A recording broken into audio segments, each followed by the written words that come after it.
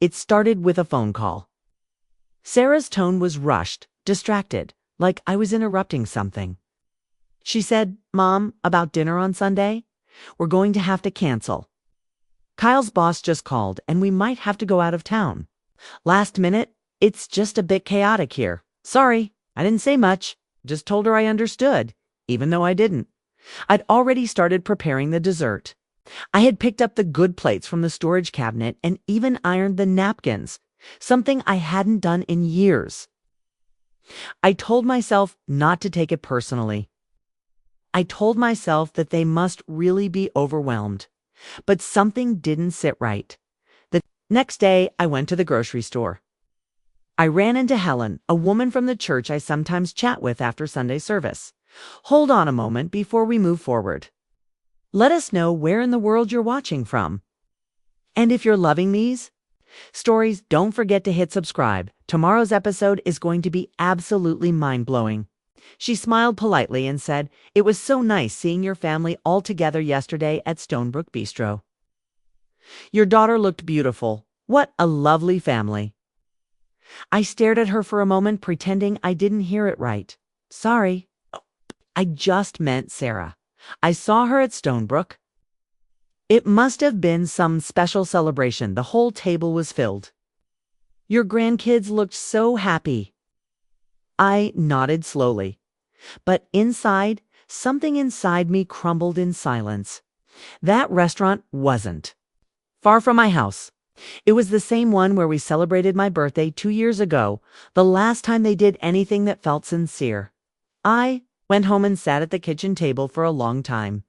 My hands rested on the cloth I'd picked out for Sunday's meal. I had folded it so carefully the night before. Now, it just looked like one more thing I'd done for nothing. I didn't call her. I didn't mention it. What would I even say? That week, I noticed something else. The joint bank account I had set up years ago for emergencies had a new charge. $274.88. Stonebrook Bistro. Dated the same day as the canceled dinner. So they had canceled dinner with me. Then gone out using my card. I stared at the transaction on my screen for a long time. Not because of the money, but because of what it confirmed. They didn't forget to invite me. They didn't overlook me. They left me out on purpose. I didn't sleep that night. I lay in bed staring at the ceiling, remembering all the little moments I had dismissed. The time Sarah avoided hugging me goodbye. The time Kyle joked that I was old-fashioned for still printing recipes. The birthday party I wasn't invited to because it was just for friends. I had excused all of it, told myself I was overreacting.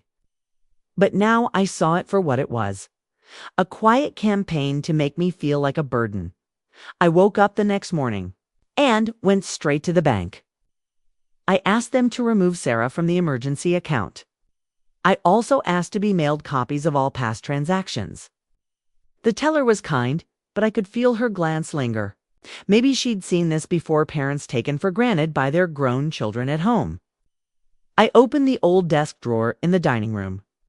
Inside were the papers from when I helped them buy their house, my house. Technically, bought with my savings, but signed over to them so they could get a better loan. The idea was that I could stay with them in the future if needed.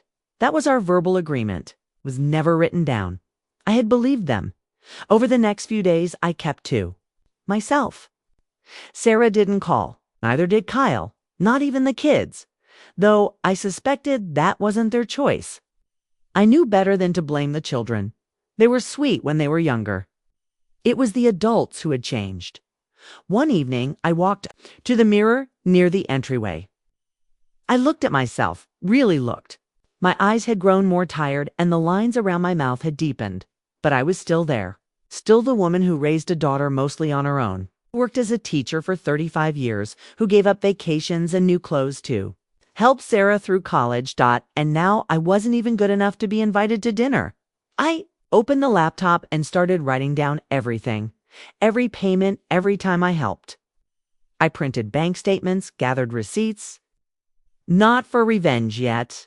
At that moment, I just needed proof. Something to remind me I wasn't imagining it that week. I received a message from Kyle. He texted me, not called. It said, "Hi Evelyn, just checking in. Did you happen to see a charge on your card from Sunday? It was supposed to be on mine. Sorry about that. Will fix it soon." No mention of the dinner. No apology for the lie. No acknowledgement of the hurt. Just a line about a mistake. I didn't reply. I didn't need to. That silence must have bothered them because 2 days later, Sarah called. "Hi, Mom," she said, cheerful and fake. "Just wanted to see how you're doing. We missed you Sunday. It was all very last minute, and you told me dinner was canceled." There was a pause on the line. Well, it sort of was. Things changed last minute. Kyle's boss couldn't make it to town after all, so we ended up going out with a few friends. Nothing big. You used my card. Another pause. Longer. This time, oh yeah, that was a mix-up. Kyle meant to look. "Mom, are you okay? You sound upset." "I'm fine," I said. "I just wanted to make sure I remembered it right." I ended the call after that. I didn't let her shift the blame. I didn't let her pretend it hadn't happened. That night, I made a decision. I opened my filing cabinet and pulled out the envelope that held the deed to their house. My house. I stared at it for a long time. Wasn't sure what I would do yet. But I knew one thing for sure. They would not get another meal from me without understanding what it cost. And I wasn't just talking about the money. The day after I looked at the deed, I went back to the bank and asked to speak with someone in legal support. I wanted to know what my options were, not with anger, just with clarity. The woman I spoke to was polite, mid-40s, professional. She looked over the documents and asked a few questions. "So the house is currently in your name, but you're not living there?" "That's correct," I said. "I bought it. They live there. My daughter and her husband, and there's no written rental agreement. Nothing recorded that defines your role or theirs. No, it was all verbal." She gave a small nod. "The kind you give when you're not surprised." "Well," she said, "the property is legally yours. Unless you signed over full ownership or filed a formal gift declaration, which I don't see here. You retain all rights. You could technically ask them to vacate if that's the direction you wanted to go. Though, of course, things like this can get complicated." I thanked her and went home. I didn't make any decisions yet. I wasn't looking to evict my own daughter. I just needed to know where I stood. For years, I had let them manage the narrative that I was lucky to be involved, that I should be grateful for whatever time they gave me, that my help was optional, but I was part of the family, but not quite. After this Sunday dinner incident, I began to see the full pattern. The holidays where I was invited late because seating was tight. The vacations where they posted photos from the beach while telling me they were too busy for calls. The school plays and dance recitals I only found out about. After they happened, it wasn't a mistake. It was a strategy. Slow, polite erasure. A few days later, I stopped by the house unannounced. I had done it before years ago when Sarah used to say, "Come by any time, Mom. The kids love seeing you." But this time, as I knocked, I could already feel something in my chest tighten. Kyle opened the door. He didn't hide his surprise. "Oh, Evelyn, hi." I gave a small nod. "Is Sarah home?" He stepped aside reluctantly. "She's upstairs. I'll call her." The living room looked mostly the same modern furniture. A few toys scattered near the rug, a framed photo of Sarah, and the kids. I noticed my picture was gone from the shelf near the stairs. It had been there for years. It's a photo of me holding Emily when she was a toddler. I remembered that day like it was yesterday. Sarah had snapped the photo and said, "This is going on the shelf forever." Now it was gone. Sarah came down barefoot, holding her phone. She gave me a forced smile. "Hey, Mom, everything okay?" "I came by to drop something off," I said. I handed her a folder with printed copies of the bank transactions I had reviewed. I didn't raise my voice. I didn't make a scene. "What's this?" she asked, confused. "Records," I said calmly, "of how the joint card has been used. In the last 18 months, flip through them, her face tightening. "Okay, why are you showing me this?" Because I've canceled the joint account and removed you as an authorized user on all my cards. There was a long silence. Kyle stepped back into the room, clearly picking up on the shift in tone. "You're upset about Sunday?" Sarah said, finally. "Look, I told you it wasn't intentional." "It was," I said, not angrily, just honest. "You didn't want me there. You made a choice. Just didn't want you thinking I hadn't noticed." Sarah's voice sharpened. "Mom, you're taking this too far." "One dinner? It wasn't one dinner," I interrupted. "It was the last 10 years. This is just the first time I've decided to respond." Kyle shifted. "This feels kind of extreme." "I agree," Sarah added. "We've been through a lot as a family. I thought we were past all this drama." "Didn't start it," I said. "I just stopped paying for it." That was the moment Sarah's face changed. Not guilt, not sadness, but irritation. Like she was being inconvenienced. "Well," she said tightly, "I guess you've made your point." "I'm not done," I said. "The house, you're still living in it based on a verbal agreement." "I haven't taken any legal action, but I've been informed of my options." Kyle's voice rose. "Are you threatening to kick us out?" "I'm telling you, I've regained control of what's mine. If you want to stay here, we need to talk like adults." On paper, Sarah looked stunned. "You're going to treat your own daughter like a tenant? You've been treating your mother like a stranger for years." Another silence. It's tighter this time. I didn't wait for more arguing. Turned toward the door. "I'd like to see Emily and Jack soon," I said, pausing. "Let me know if and when I'm welcome to." And then I left. That night, I didn't sleep much. I kept thinking about the look on Sarah's face. Not fear, not remorse, just anger that I'd finally stopped playing along. 2 days passed before I got a message. It wasn't from Sarah. It was from Lena, my late husband's sister. She and I hadn't spoken much recently, but we were always civil. Her message was short. "Hi, Evelyn. I don't want to get in the middle, Kai, but you should know they've been talking to someone about transferring the house deed into Sarah's name without telling you. Thought you'd want to be aware." I stared at the message, so that was there. Next move? That same day, I made an appointment with a lawyer. "Let me be clear," I told him. "I'm not trying to punish anyone. I just want to protect myself." The lawyer nodded. He'd seen this before. He reviewed the property file and helped me draw up a legal notice declaring that all rights to occupancy must be formally acknowledged. By me, in writing. It didn't mean they had to leave, but it gave me the final say. I also updated my will, quietly, removed Sarah as the primary beneficiary, transferred my assets into a living trust with an appointed executor who wasn't. Family, not to spite her, to shield myself. That night, I cooked for one. I set the table, ate in silence. And for the first time in years, I didn't feel invisible at my own table. The day after I signed the documents with the attorney, I waited. I didn't know for what exactly. Call? A confrontation? Maybe silence. Instead, it came as an email. Not from Sarah, from Kyle. The subject line read, "About the house situation." I opened it and read slowly. It was short, almost clinical. Evelyn, Sarah, and I were surprised by the legal filing. "We've been trying to handle things respectfully. This feels like you're escalating. We were under the impression that the house was meant for us long term, and there had been discussion around future ownership. We didn't realize you still viewed it as a temporary arrangement. Let's find a time to talk." Before this goes too far, Kyle, there was no apology. No acknowledgement of what they'd done. No mention of the dinner or the credit card or the years of passive exclusion.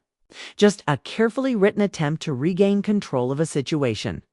They were no longer managing. I didn't reply. 2 days passed before Sarah called. I didn't answer the first 2 times. On the third, I picked up. "Hi," she said. Just that. Her voice was flat, like someone who had practiced the tone ahead of time. "Hi, Sarah," I answered. "I think we should talk in person." "Okay." There was a pause. "Can we come by tonight?" All right, I'll be here. That evening, I made tea for myself. Nothing more. I didn't set out snacks, didn't put on soft music. I wasn't trying to create comfort. I was just waiting. They arrived just after 7. Kyle was dressed like he'd come straight from work. Sarah looked exhausted, but not apologetic. Expression was sharp, like someone entering a negotiation.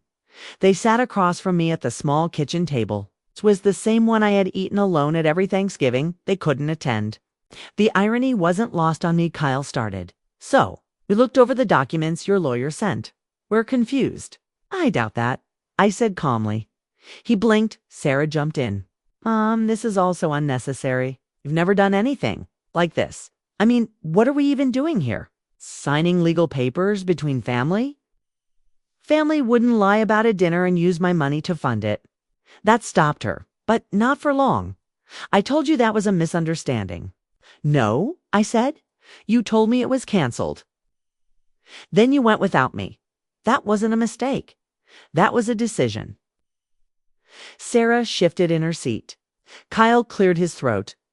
Okay, but even if that was handled poorly, this response sits a bit much. You're threatening our stability. No, I'm protecting mine. They looked at each other. I stood up, walked to the drawer by the fridge, and pulled out a thin manila envelope. Inside were the photos, the ones that used to be on their living room shelf. Me holding Emily. Jack's 3rd birthday. The family. Shot from the park. You removed these from your house, I said, placing the envelope on the table. I noticed.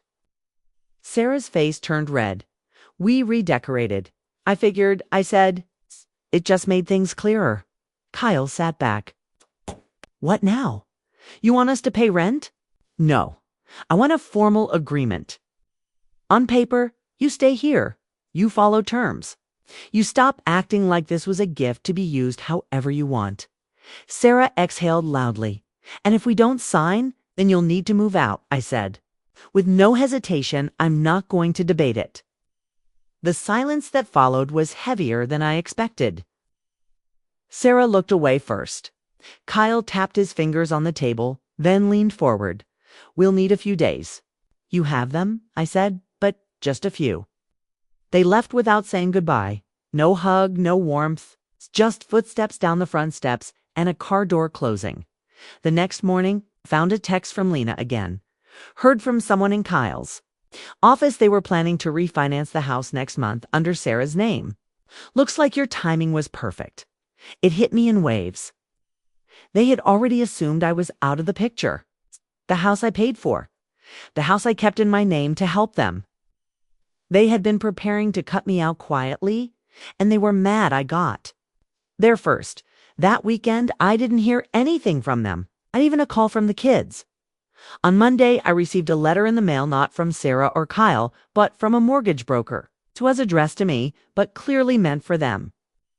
Inside was a copy of a pre-approval offer. I looked at the date. It had been printed 5 days before Sarah canceled that dinner. So even then they were planning it. Not just the meal, but the full removal. That same day, I went to the garden center and bought a new lock set. I wasn't planning to use it immediately, but I wanted to have it in the house. Just in case later that night, I took out a yellow notebook and began writing everything down. Not for legal use, for myself. A record. A place to put the truth. I started with the dates. When I transferred them, the down payment. When I started covering the repairs. The time I paid their tax bill when they were tight one December. I wrote down everything. I had never thought of it as leverage, but now it was protection. The next morning, I received a message from Sarah. We'll sign the agreement. But we want to meet first and review the conditions. This has gone too far. I agreed to meet, but not at their house. I picked a neutral place, a quiet cafe near the courthouse downtown. Sarah didn't like that. She wrote back, "Why can't we just meet at the house?" I replied, "Because that's part of the problem." When we met, Sarah came alone. Kyle didn't show. She looked irritated from the start. I still don't understand why you're doing this. 'Cause I'm tired of being erased, I said, and I'm not going to let it continue. She looked genuinely confused for a second, like the thought that she had done something wrong had never truly registered. You were always so generous, she said slowly. I didn't think we needed to make things official. Generosity doesn't mean surrender. She didn't respond. I handed her the draft agreement. She scanned it quickly, not really reading it. Is this what you need to feel in control? No, it's what I need to feel respected. Her eyes narrowed. Do the kids know what you're doing? Do they know what you've been doing? That shut her up. I finished my tea and stood up. I'm not your enemy, Sarah, but I won't be your convenience anymore. Then I walked away. The next time we'd see each other would be at a dinner table. But not the kind she was expecting. The agreement was signed 2 days later. Sarah came by in the early afternoon with Kyle. Neither of them looked pleased, but they didn't argue. They walked into my home like strangers, quiet, controlled, distant. I handed them each a copy and watched as they reviewed it one last time. I had included clear terms. They could stay in the house for 12 more months, provided they paid the property tax and handled all upkeep. After that, we would revisit the arrangement. If they refused, I had the right to reclaim the property with legal notice. Nothing dramatic, just structure. Kyle signed first, jaw tight. Sarah hesitated, her pen hovering. I never thought you'd treat us like tenants, she said. I looked at her directly. You treated me like a wallet. This is better than that. She signed. I placed both copies into a folder, then stood up. I walked them to the door without small talk. Let me know when you want to schedule a visit with the kids, I said. I haven't seen Emily or Jack in a while. Kyle nodded faintly. Sarah didn't respond. They left. That night, I didn't feel victorious. I felt steady, like a floor had stopped shifting under my feet. For the first time in years, I was no longer waiting for their approval or affection. I wasn't begging for invitations to my own family's life. I had created a boundary. It wasn't warm, but it was real. 3 days later, Sarah called. We're having a dinner Friday, she said. Just us. You, me, Kyle, the kids. Nothing big, I thought. Maybe we could talk properly. I paused. The kids will be there? Yes. They've been asking about you. I said I'd come. I arrived on time just after 6. I brought a small box of cookies I had baked earlier that day. Not because I wanted to impress anyone, just because I liked baking. The house looked the same from the outside, quiet, well-kept. Familiar and strange all at once. Kyle opened the door and gave a stiff smile. Glad you came. Inside, Emily ran toward me before anyone else. She wrapped her arms around my waist and said, Grandma, you came. I felt my chest tighten, not from sadness, but from remembering what warmth actually felt like.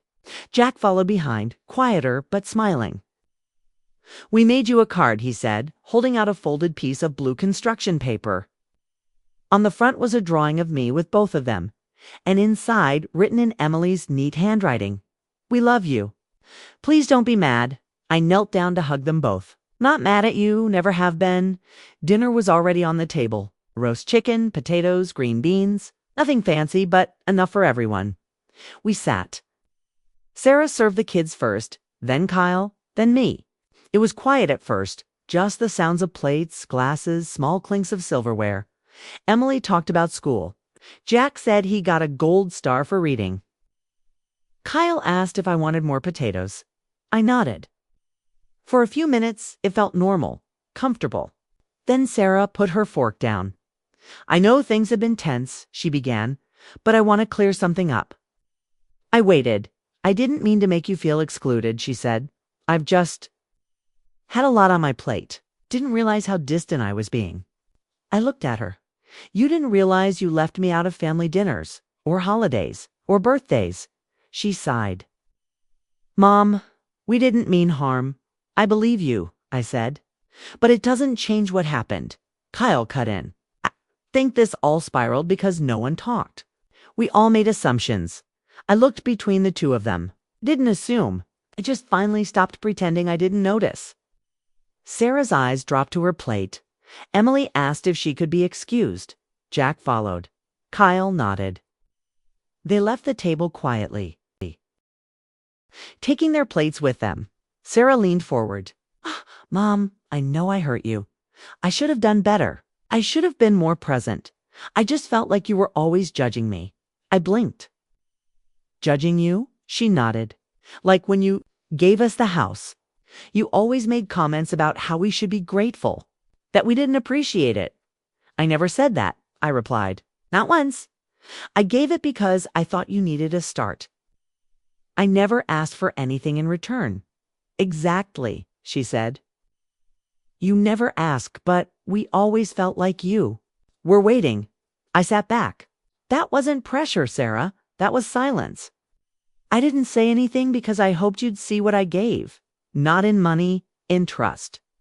Kyle stared down at his glass. Sarah folded her hands. Well, we see it now. The words felt empty, but I nodded. Good. Another pause.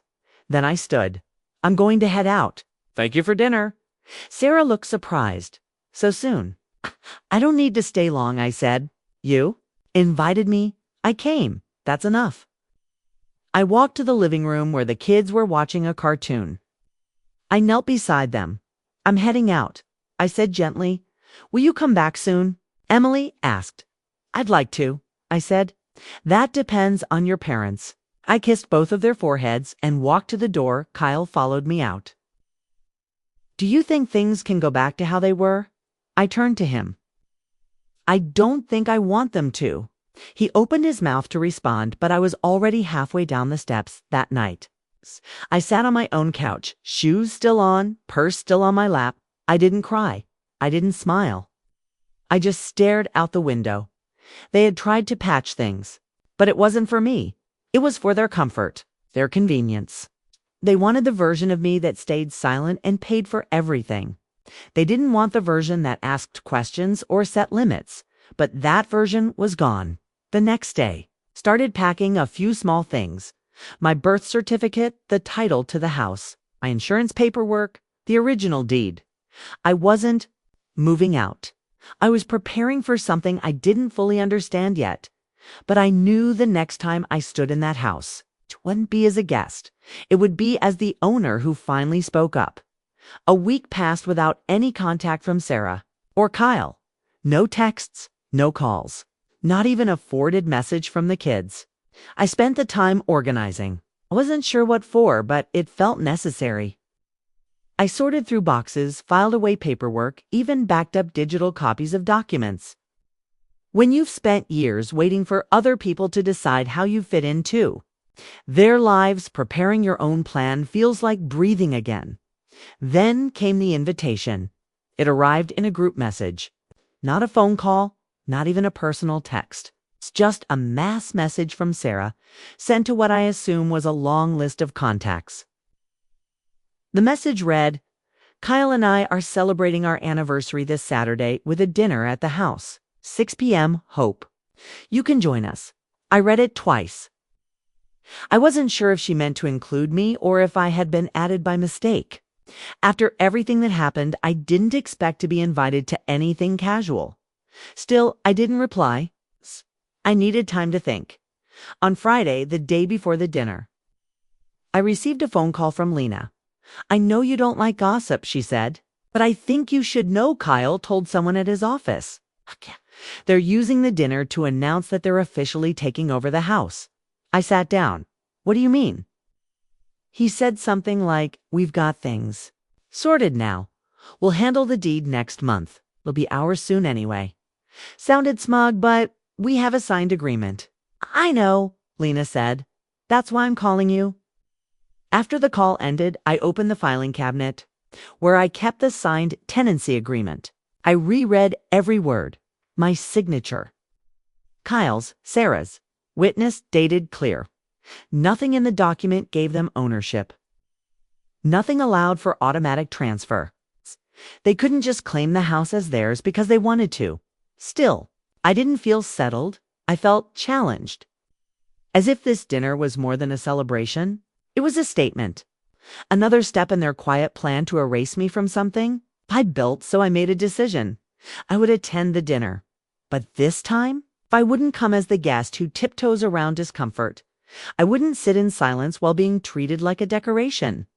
I would be clear. I would be the one setting the tone. I arrived 10 minutes early. The house looked just as it always had, lights on, a few balloons tied to the porch railing, a soft playlist playing from inside. It was supposed to feel warm. To someone else. Maybe it did. Zara opened the door and raised her eyebrows. "Oh," she said. "Didn't expect you this early." "I came prepared," I said, holding a folder in one hand and a small covered dish in the other. "Hope that's all right." She stepped aside. Of course. Inside, a few other guests were already mingling, some neighbors, couple from Kyle's office, and someone from Sarah's gym. It wasn't a large group. Maybe a dozen people total. Emily waved at me from the stairs. Jack stood nearby, holding a toy robot. I smiled at them both. "You look very grown up tonight." Emily beamed. I helped set the table. "Did you now?" I asked. "Then I'm sure it's perfect." The table was long, covered in a white cloth, candles already lit. I noticed 2 chairs at the head, one clearly meant for Kyle. The other for Sarah. Mine was off to the side near the end. I didn't mind. I placed the dish on the side counter and set the folder beside it. I didn't say anything yet. Dinner began after a toast from Kyle. He raised his glass, thanked everyone for coming, and said something about family being the foundation of everything we do. I held back a reaction. The meal was quiet at first. Light chatter. Sarah told a story about a vacation they were planning. Kyle made a few jokes about his job. No one brought up the house. Not until dessert. Kyle stood again and tapped his glass. "Before everyone heads out," he said, "we wanted to share something exciting. Sarah and I have been finalizing some things behind the scenes, and we're proud to say this house is now officially ours." A few people clapped. Some looked confused. I sat perfectly still. He continued. "We've worked hard to make this a home, and now it's not just where we live. It's ours, fully." I let the silence settle. "Spoke? That's interesting," I said calmly, "because I don't recall signing it over." All heads turned. Sarah's face froze. Kyle chuckled uncomfortably. We meant it more. Symbolically, I stood up. "Let me be clear," I said. "This house is not yours. It is under a legal agreement that I control. You have no rights to transfer, sell, or claim ownership. And if you've told anyone otherwise, that's a problem." Someone coughed. The room felt smaller. Sarah's voice was sharp. "Mom, this isn't the place." "It's exactly the place," I said. "It's the last time. We had dinner together. You excluded me and used my money to fund it. So if you want to use these gatherings to make statements, then so will I." I reached for the folder and opened it, pulling out copies of the signed agreement, the property deed, and the lawyer's cover letter. "To everyone here," I said, "this house is mine. These 2 live here under a structured, temporary agreement. I'm not trying to embarrass them. I'm setting the record straight." Sarah stood up. "You're humiliating us." "No," I said. "I'm stopping the pattern." Kyle stepped forward. "You've made your point. Can we talk privately?" "I've been quiet for years," I replied. "Now I'm being precise." Looked around the room one last time. "Enjoy your evening. And just so there's no confusion, this will be the last dinner in this house that I don't personally approve." Then I walked out. I heard murmurs behind me. Someone said, "Well, that was unexpected." Another voice said, "Good for her." I didn't turn around. When I got home, I sat down and opened my notebook. I wrote the date, the summary of what happened, and one line at the bottom. They won't forget this dinner. And they won't repeat it. After that dinner, I expected some form of retaliation, an angry message, a defensive call, even another attempt to manipulate the narrative. But nothing came. 2 days passed, then 3. The silence was different. This time, not neglectful like before, but controlled, strategic. Kyle and Sarah weren't ignoring me. They were waiting to see if I'd calm down, if I'd undo the damage they believed I'd caused. But I wasn't angry anymore. I wasn't even hurt. I was finished. On the fourth morning, I got a call from the school. Emily had listed me as an emergency contact, and they couldn't reach Sarah or Kyle. Nothing serious. She'd bumped her head in gym class. They just wanted someone to pick her up, without hesitation. I grabbed my coat and drove over. Emily was sitting in the nurse's office, holding an ice pack against her temple, eyes red but alert. When she saw me, she didn't ask any questions. She stood and came into my arms. "Are you mad at Mommy?" she whispered. "No," I said softly. "I just think she and I need to learn how to treat each other better." She nodded. "I missed you." "I missed you too." I signed her out and took her for a hot chocolate. We sat in a booth by the window. She talked about school, her art, project, her favorite teacher. For the first time in months, I felt like I was part of something real, not tolerated, wanted. When I dropped her back off at home, Sarah opened the door and froze. Her face shifted when she saw me standing there. "With Emily, they couldn't reach you," I said calmly. "The school called me." Emily hugged me again and ran inside. Sarah didn't invite me in. "She's fine." She asked. "She's fine," I said. We stood in silence for a second. "I'm not fighting with you," she said. "Then stop acting like I'm the enemy." Sarah folded her arms. "That night too embarrassed us." "No," I replied. "You embarrassed yourselves." I just corrected the narrative. She looked at the floor. "People talk. Let them." She didn't answer. I turned to leave, then paused. "One more thing. From now on, if I'm not included in something, don't use my name or my money to justify it. I won't accept invitations given out of obligation, and I won't fund events I'm erased from." Sarah nodded once, but said nothing. I went home. The following weekend, I did something I hadn't done in years. I hosted a lunch. Nothing fancy. Just stew, bread, salad. I invited 2 friends from my old book club, a neighbor from 2 doors down, and Lena. I set the table for 5 with care. I didn't decorate or try to impress anyone. I just wanted to feel connected again, without shame, without sacrifice. They came, we talked, we laughed. It felt honest. At the end of the meal, Lena helped clear the table. She leaned in and said quietly, "You know, Kyle's been telling people you're planning to sell the house." I nodded. "Let him talk." "You? Not yet," I said. "But it's on the table." She smiled. "He's nervous." "Good." That night, I received a text from Sarah. Emily asked if she could come spend the night sometime, if that's okay. I didn't reply right away. I waited until the next morning. She's always welcome. You know that. A few days later, Emily came over with a small backpack and her favorite stuffed animal. We cooked together, read books, played board games. She asked me why things were weird with her parents. I didn't lie, but I kept it simple. Sometimes grown-ups forget how to listen to each other. But that doesn't mean they stop loving their kids. She nodded like she understood. She fell asleep on the couch, curled under my old quilt. I watched her for a long time. The next morning, I drove her home. When we pulled into the driveway, Sarah was already at the door. She looked tired, maybe even unsure. "I packed her things," I said, handing over the backpack. Sarah reached for it, then paused. "Thank you." I nodded. She hesitated, then asked, "Do you want to come in for a minute?" I looked at the house, at the porch where I once stood holding bags of groceries for them, at the living room window where my picture no longer sat. "No," I said. "Not today." She looked like she wanted to say more, but didn't. I walked back to my car and left. The weeks that followed were quiet. No more dinners, no new attempts to take control. Kyle didn't try any more legal tricks. Sarah didn't send invitations, masked as apologies. And slowly, something began to shift. Emily and Jack started visiting more. Not because they were told to, but because they wanted to. We baked, we painted, we watched old cartoons. They reminded me that I hadn't lost everything, and I reminded myself that I had never needed their permission to feel whole. One morning, while organizing my kitchen drawer, I found a note Emily had left without telling me.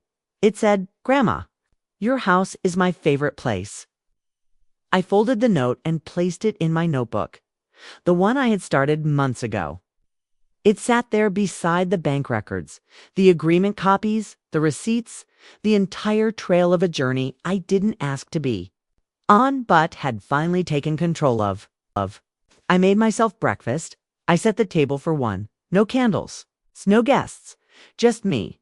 And for the first time in years, the seat didn't feel empty. It felt earned.